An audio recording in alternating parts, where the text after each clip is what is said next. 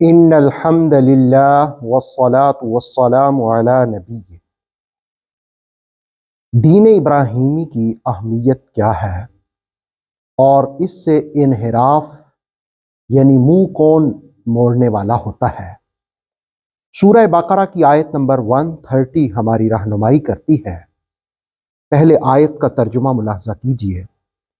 وَمَن يَرْغَبُ عَن مِّلَّةِ إِبْرَاهِيمَ، اور کون ہے جس نے ملت ابراہیمی سے رخ پھیرا یا دین ابراہیمی سے رخ پھیرا، اِلَّا مَن صَفِحَ نَفْسَهُ، مگر اس نے اپنے آپ کو حماقت میں ڈالا۔ وَلَقَدِ اصْطَفَيْنَاهُ فِي الدُّنْيَا، اور بے شک ہم نے انہیں دنیا میں چن لیا، منتخب کر لیا۔ وَإِنَّهُ فِي الْآخِرَةِ لَمِنَ الصَّالِحِينَ، اور آخرت میں، قیامت میں وہ مقربین میں ہوں گے، صالحین میں ہوں گے، نیکوکاروں میں ہوں گے۔ اس آیہ کریمہ میں دین ابراہیمی کی اہمیت اور فوقیت کو بیان کیا گیا۔ اس کو جاننے سے قبل اس آیہ کریمہ کے شان نزول کی وہ 3 روایات ملاحظہ کرتے ہیں جس کو تفسیر تبصرہ میں بیان کیا گیا۔ پہلی روایت بھترالوی کی نجوم القرآن کے حوالے سے کہ اہل کتاب نے دین ابراہیمی سے انحراف کیا، اس میں تبدیلی کی، اس میں مختلف چیزوں کو جو شامل نہیں تھی ان کو شامل کر لیا گیا۔ تو اللہ رب العالمین نے ان لوگوں کی گرفت فرمائی اور فرمایا کہ دین ابراہیمی تو کامیابی کی علامت تھی، تم نے اسی سے رخ موڑ کر کے اپنے آپ کو گویا حماقت میں ڈالنا۔ اِلَّا مَن صَفِحَ نَفْسَهُ، اس لیے کہ ابراہیم علیہ السلام کی اہمیت، فوقیت، فضیلت یہ ہے وَلَقَدِ اصْطَفَيْنَاهُ فِي الدُّنْيَا، اللہ نے ان کو اس دنیا میں بھی چن لیا اور آخرت میں بھی چن لیا۔ دوسری روایت تفسیر خازن کے حوالے سے کہ حضرت عبداللہ ابن سلام رضی اللہ تعالی عنہ جس وقت مسلمان ہوئے تو اسلام قبول کرنے کے بعد آپ نے اپنے 2 بھتیجوں کو بھی اسلام کی دعوت دی۔ ان میں سے ایک کا نام سلمہ تھا اور دوسرے کا مہاجر، اور آپ نے ان کو پھر تورات کا حوالہ بھی دیا کہ تورات میں بھی موجود ہے کہ اولاد اسماعیل میں ایک نبی ہوگا جن کا نام احمد ہوگا۔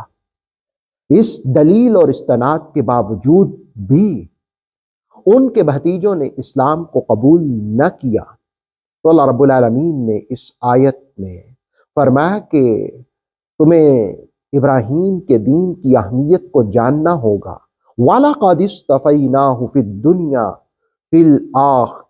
فِي الدُّنْيَا وَإِنَّهُ فِي الْآخِرَةِ لَمِنَ الصَّالِحِينَ، کہ دنیا میں بھی ان کو چن لیا اور آخرت میں بھی وہ صالحین میں سے ہوں گے۔ تیسری روایت تفسیر صابونی کے مطابق تیسری روایت تفسیر صابونی کے مطابق اہل کتاب کے شرکیہ عقیدوں کی تردید اور زیادتی والی روش جو اختیار کر چکے تھے، اس سبب سے یہ آیت نازل ہوئی اور حضرت ابراہیم علیہ السلام کی اہمیت کو بیان کیا۔ باقی جو استفہام انکاری ہے اس کی مختلف وجوہات کی طرف بھی مفسرین نے اشارہ کیا، جس سے ہم یہ بات سمجھ سکتے ہیں کہ جو عقل مند شخص ہوتا ہے وہ دین ابراہیمی سے انحراف نہیں کرتا، منہ نہیں موڑتا، اور عقل مند بھی ہو اور دین ابراہیمی سے انحراف کرے تو یہ بڑی عجیب بات ہے۔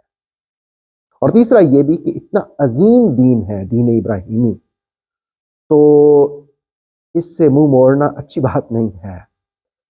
اور پھر یہ بھی یاد رکھیے کہ دراصل انسان اپنی معرفت حاصل کرے تو وہ رب کو بھی پہچان لیتا ہے کہ مجھے کس نے پیدا کیا۔ اور پھر اس آیت میں یہ جو کہا وَلَقَدِ اصْطَفَيْنَاهُ، ابراہیم کو چن لیا، تو بیضاوی کے محشی شیخ زادہ نے کہا کہ ابراہیم علیہ السلام کو اللہ نے رسالت کے لیے چن لیا، اللہ نے نبوت کے لیے چن لیا، اپنے خلیل ہونے کے لیے چن لیا، اور آپ کو قرطبی نے لکھا کہ آپ کو آلائشوں سے پاک کر کے صالحین میں آپ کو منتخب کر لیا۔ اور یہاں آخرت میں صالحین کا ذکر اس لیے بھی کیا کہ صالحین کی صحبت انسان کو فائدہ دیتی ہے، وہ دنیا میں بھی ہو تو نور سے نوازتی ہے، آخرت میں بھی فائدہ دے گی۔